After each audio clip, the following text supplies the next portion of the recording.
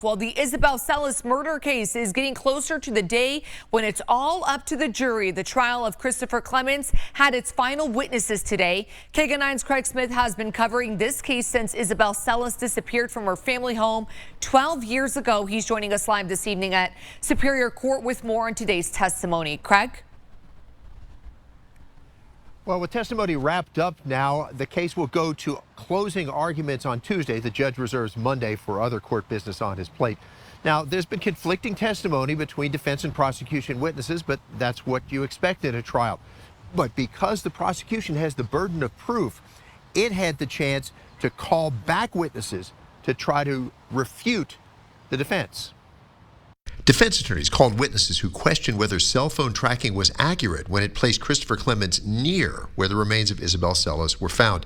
As a rebuttal witness, prosecutors brought back their original cell phone tracking expert to try to convince jurors to accept how the state interprets the cell phone tracking, instead of believing the defense witnesses who testified the state's tracking methods are deeply inaccurate.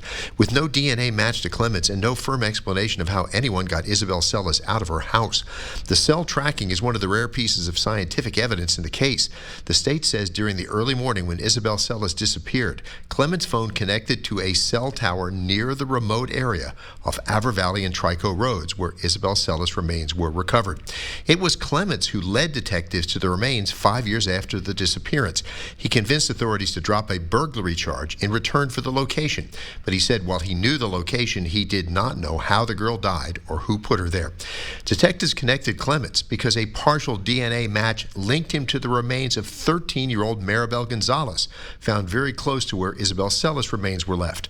Clements is serving life in prison for killing Maribel, but prosecutors have not been allowed to mention that case in Clements' murder trial for the death of the 6-year-old girl.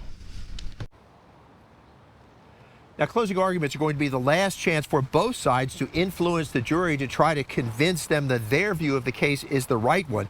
It's the job of the defense to plant doubt, and it's the job of the prosecution to try to dispel all of that.